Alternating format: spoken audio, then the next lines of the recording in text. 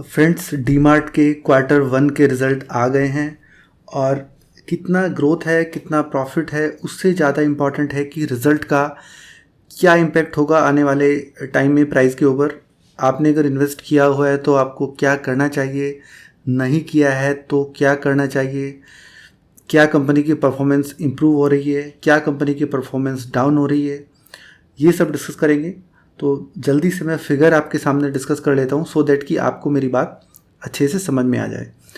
देखिए, यहाँ पर मैंने जून को, मार्च को और जून 22 को हाईलाइट किया है, क्योंकि आपको रिजल्ट को या तो पिछले क्वार्टर से कंपैरिजन करना है या पिछले साल के सेम क्वार्टर से कंपैरिजन करना है। मतलब जून 23 को जून 22 से करना है या पिछले क्वार्टर से करना है। देखिए, इस टाइप के जो बिज़नेस होते हैं, सीजनल बिजनेस इनको हम बोलते हैं, इसमें क्योंकि इनका ग्रोसरी का और मर्चेंडाइज गारमेंट्स का, कपड़ों का बिजनेस है, तो इसमें क्वार्टर ऑन क्वार्टर कंपैरिजन ना करके ईयर ऑन ईयर कंपैरिजन किया जाता है। मतलब पिछले साल के सेम क्वार्टर से कंपैरिजन किया जाता है। क्योंकि कई बार क्या होता है कि देखिए, गर्मी में कपड़े डिफरेंट टाइप के हम पहनते हैं, सर्दियों में डिफरेंट टाइप के पहनते हैं, फूड आइटम की डिमांड भी सीजन पे डिपेंड करती है। तो इसलिए इस टाइप के बिजनेस में हमेशा क्वार्टर पिछले साल के सेम क्वार्टर से आपको कंपैरिजन करना चाहिए।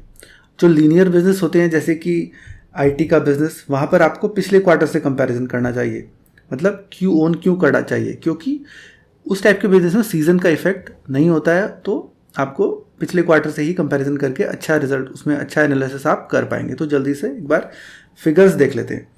देखिए, इस बार इनका जो क्वार्टर का प्रॉफिट है जून का 11,865 है। ये वाई ऑन वाई बेसिस पर, मतलब जून के कंपेयर में ये 18% ऊपर है। और इनका जो प्रॉफिट है, नेट प्रॉफिट 659, वो जून के कंपेयर में 2% ऊपर है। और अगर हम पिछले क्वार्टर से कंपैरिजन करें तो ये फिगर 12% और 43% निकल करके आती हैं। तो मैं पिछले क्वार्टर से नहीं करूँगा, जून से ही करूँगा। तो देखिए, अगर मैं आपको प्लेन लैंग्वेज में बोलूँ यहाँ पर, बिना किसी बिना बात को घुमाए हुए, तो बात निकल कर के ये आती है कि कंपनी की परफॉर्मेंस कंटिन्यूसली धीरे धीरे नीचे जा रही है। और उसका रीज़न है इनका जो गारमेंट्स का और मर्चेंडाइज का बिजनेस है। चलिए देख लेते हैं उसका रीज़न क्या है। देखिए, जो इनका गारमेंट का बिजनेस है ना, उसमें कंटिन्यूसली इनकी परफॉर्मेंस कम होती जा रही है। जो ग्रोसरी वाला इनका बिजनेस है, जो मेन बिजनेस है, वो ठीक है, लेकिन वहाँ पर ग्रोसरी के बिजनेस में क्या होता है ना, मार्जिन कम होते हैं, मार्जिन आर लो, ठीक है। लेकिन जो गारमेंट का बिजनेस होता है उसमें मार्जिन हाई होते हैं। इसलिए जो इनका गारमेंट का बिजनेस जो डाउन जा रहा है, वो थोड़ा सा इनके लिए प्रॉब्लम क्रिएट कर सकता है। देखिए, ग्रोसरी आप कहीं से भी ले सकते हैं, ग्रोसरी की ऐसी कोई बात नहीं है, आप कहीं से भी ले सकते हैं। लेकिन जब गारमेंट की बात आती है ना, तो इंडियन मिडिल क्लास उसको एक एज ए स्टेटस सिंबल भी देखता है और थोड़ा सा उसकी एस्पिरेशन भी होती है कि वो अच्छे कपड़े पहने, थोड़ा ब्रांड की विजिबिलिटी हो, थोड़ा अच्छा ब्रांड हो। और आजकल देखा होगा आपने, काफ़ी अच्छे अच्छे ब्रांड के कपड़े अच्छे अच्छे डिस्काउंट पर ऑनलाइन भी मिल रहे हैं, डिफरेंट वेबसाइट्स पर, और स्टोर्स में भी, जैसे मैक्स का स्टोर है, वहाँ पर भी अच्छे रेट्स पर इनका वो देते हैं कपड़े, और इनका उनसे अच्छा खासा कंपटीशन है। तो इनका जो वो वाला सेगमेंट है वो प्रॉब्लम क्रिएट कर रहा है, जिसकी वजह से इनकी परफॉर्मेंस लगातार कम होती जा रही है। और स्टॉक प्राइस ने करीब करीब लास्ट 2 साल से कोई परफॉर्मेंस नहीं दी है यहाँ पर। और देखिए, जो कोरोना से पहले इनकी ग्रोथ होती थी वो 25 to 30% की सेल्स ग्रोथ होती थी एनुअली।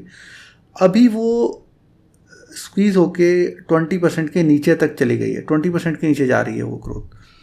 तो ये चीज़ें थोड़ा थोड़ा धीरे धीरे अब इसको अंडर परफॉर्मेंस की तरफ लेके जा रहे हैं। मार्केट को जितनी उम्मीदें थी स्टॉक से, उस तरीके से कंपनी परफॉर्म नहीं कर रही है। ये है, देखिए, इसका प्राइस का चार्ट। ये इसने अराउंड आई थिंक सितंबर के आसपास, सितंबर 21 के आसपास ये 5323 का हाई लगाया था। और तब से देखिए 2 साल पूरे होने वाले हैं, स्टॉक अभी ऊपर नहीं गया है। अभी इसका प्राइस आई थिंक 38 समथिंग के आसपास चल रहा है, 3850 के आसपास चल रहा है। अगर वैल्यूएशन की बात करें कंपनी की, मतलब पी रेशो की बात करें, पी रेशो को मैं वैल्यूएशन बोलता हूँ, क्योंकि पी रेशो ही ये डिसाइड करता है कि हम कंपनी को कितनी वैल्यूएशन दे रहे हैं। तो जब पीक टाइम था इसका, उस टाइम मार्केट इसको 313 का पी दे रहा था, जो कि बहुत ज़्यादा था, बहुत ज़्यादा। इसको नीचे आना ही था। मतलब ये कोई सरप्राइज़ नहीं है कि यहाँ से प्राइस ऐसे चला जाता, प्राइस ऐसे कभी नहीं जा सकता यहाँ पे। ये पी रेशो का चार्ट आप देख रहे हैं, तो इसको नीचे आना ही था और धीरे धीरे धीरे देखिए ये अब 104 के आसपास पी रेशो आ गया है। अभी कंपनी का पी चल रहा है 104, मतलब अगर मैं देखूं तो स्टॉक काफ़ी करेक्ट हो गया, लेकिन वैल्यूएशन अभी भी बहुत महंगे हैं। अगर आप इसमें अभी इन्वेस्ट करते हैं तो मुझे नहीं लगता कि आपको अगले 2, 3, 4 सालों में बहुत अच्छे रिटर्न मिल पाएंगे। हाँ, हो सकता है कि रिटर्न मिल जाए, नुकसान ना हो स्टॉक क्योंकि अच्छा है, लेकिन बहुत ज़्यादा एक्स्ट्रा ऑर्डिनरी रिटर्न ये शायद यहाँ से अभी नहीं देने वाला अगले 2-3 साल में, क्योंकि परफॉर्मेंस इसकी कंटिन्यूसली डिक्लाइन हो रही है और स्टॉक बहुत महंगा है। मतलब या तो ऐसा होता कि कंपनी की परफॉर्मेंस इंप्रूव हो रही होती तो महंगा स्टॉक भी ठीक है, आप एडजस्ट कर सकते हैं, लेकिन दोनों चीज़ें फेवर में नहीं है, ना तो इसकी वैल्यूएशन और ना ही इसकी परफॉर्मेंस। तो इन चीज़ों को ध्यान में रखिए और उसी हिसाब से आप डिसीजन लीजिए। अगर आप बहुत लॉन्ग टर्म इन्वेस्टर हैं और एक सेफ और साउंड स्टॉक अपने पोर्टफोलियो में चाहते हैं तो ठीक है, स्टॉक आपको बहुत ज़्यादा कुछ इससे ज़्यादा नुकसान नहीं करेगा क्योंकि काफ़ी करेक्ट हो चुका है। और अगर आप थोड़ा सा यंग एज में हैं, थोड़ा एग्रेसिव इन्वेस्ट करना चाहते हैं, थोड़ा सा रिटर्न चाहते हैं, तो शायद ये स्टॉक आपके लिए नहीं है। तो ये था एनालिसिस और मुझे नहीं लगता कि मार्केट इस रिज़ल्ट पे अच्छे से रिएक्ट करेगा। बाकी मंडे को देखते हैं क्या होता है, क्योंकि मार्केट तो बिल्कुल अनएक्सपेक्टेड होता है, किसी भी तरीके से बिहेव कर सकता है। तो वीडियो देखने के लिए धन्यवाद और इस चैनल को लाइक कर दीजिए और चैनल को सब्सक्राइब कर दीजिए। Thank you.